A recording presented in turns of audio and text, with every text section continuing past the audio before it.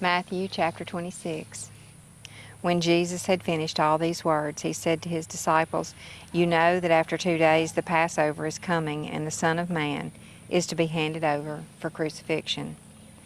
At that time the chief priests and the elders of the people were gathered together in the courtyard of the high priest named Caiaphas, and they plotted together to arrest Jesus covertly and kill him.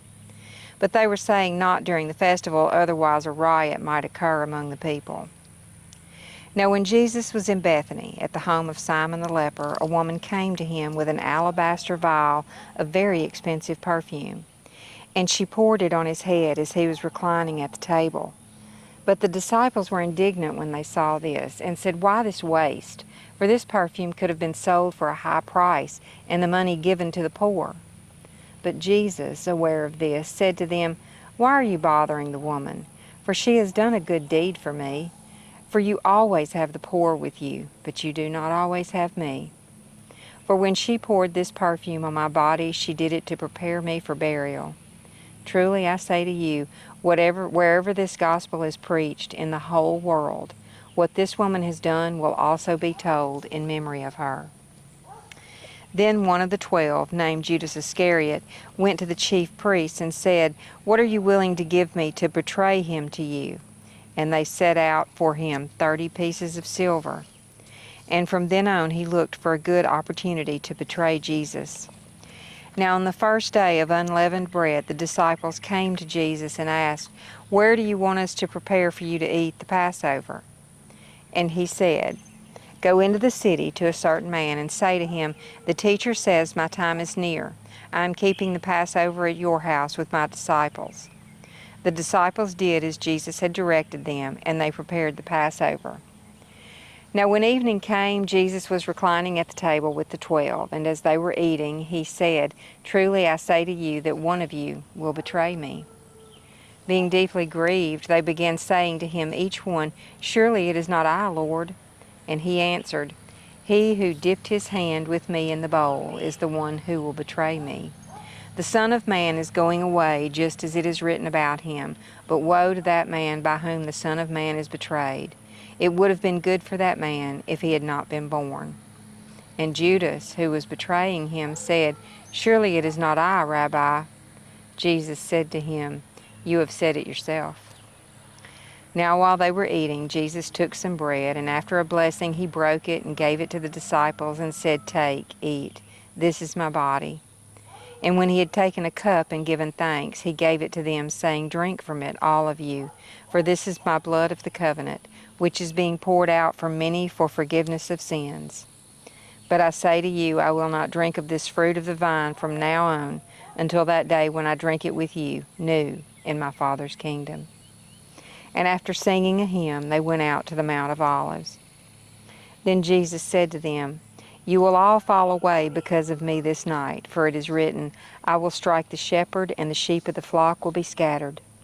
But after I have been raised, I will go ahead of you to Galilee." But Peter replied to him, "Even if they all fall away because of you, I will never fall away." Jesus said to him, "Truly I say to you, this very night, before a rooster crows, you will deny me 3 times." Peter said to him, "Even if I have to die with you, I will not deny you." All the disciples said the same thing as well. Then Jesus came with them to a place called Gethsemane, and told his disciples, "Sit here while I go over there and pray." And he took Peter and the 2 sons of Zebedee with him, and began to be grieved and distressed. Then he said to them, "My soul is deeply grieved to the point of death. Remain here and keep watch with me." And he went a little beyond them, and fell on his face and prayed, saying, "My Father, if it is possible, let this cup pass from me. Yet not as I will, but as you will." And he came to the disciples and found them sleeping, and he said to Peter, "So you men could not keep watch with me for 1 hour?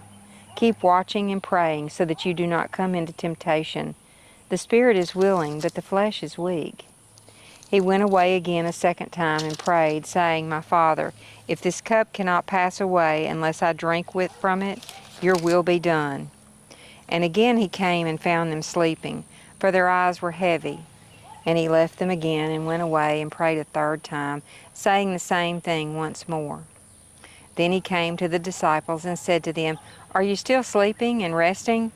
Behold, the hour is at hand, and the Son of Man is being betrayed into the hands of sinners. Get up, let's go. Behold, the one who is betraying me is near. And while he was still speaking, behold, Judas, one of the 12, came, accompanied by a large crowd with swords and clubs, who came from the chief priests and elders of the people. Now he who was betraying him gave them a sign previously, saying, Whomever I kiss, he is the one. Arrest him. And immediately Judas went up to Jesus and said, Greetings, Rabbi, and kissed him. But Jesus said to him, Friend, do what you have come for. Then they came and laid hands on Jesus and arrested him. And behold, one of those who were there with Jesus reached and drew his sword and struck the slave of the high priest and cut off his ear. Then Jesus said to him, Put your sword back into its place, for all those who take up the sword will perish by the sword. Or do you think that I cannot appeal to my Father, and he will at once put at my disposal more than 12 legions of angels? How then would the Scriptures be fulfilled, which say it must happen this way? At that time Jesus said to the crowds, Have you come out with swords and clubs to arrest me, as you would against a man inciting a revolt?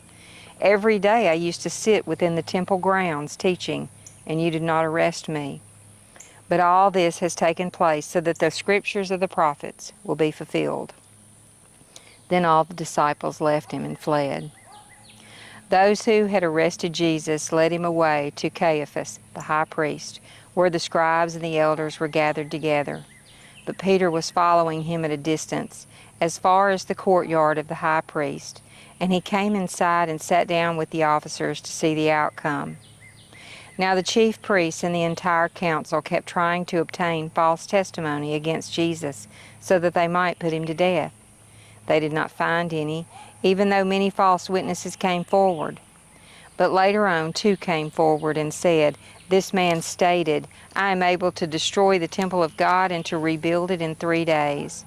The high priest stood up and said to him, Do you offer no answer to what these men are testifying against you? But Jesus kept silent. And the high priest said to him, I place you under oath by the living God to tell us whether you are the Christ, the Son of God. Jesus said to him, You have said it yourself, but I tell you, from now on you will see the Son of Man sitting at the right hand of power and coming on the clouds of heaven. Then the high priest tore his robes and said, He has blasphemed. What further need do we have of witnesses?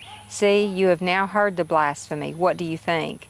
And they answered, He deserves death. Then they spit in his face and beat him with their fists, and others slapped him and said, Prophesy to us, you Christ, who is the one who hit you? Now Peter was sitting outside in the courtyard, and a slave woman came to him and said, You too were with Jesus the Galilean. But he denied it before them all, saying, I do not know what you are talking about. When he had gone out to the gateway, another slave woman saw him and said to those who were there, This man was with Jesus of Nazareth. And again he denied it with an oath, I do not know the man. A little later the bystanders came up and said to Peter, You really are one of them as well, since even the way you talk gives you away. Then he began to curse and swear, I do not know the man. And immediately a rooster crowed. And Peter remembered the statement that Jesus had made, Before a rooster crows, you will deny me 3 times. And he went out and wept bitterly.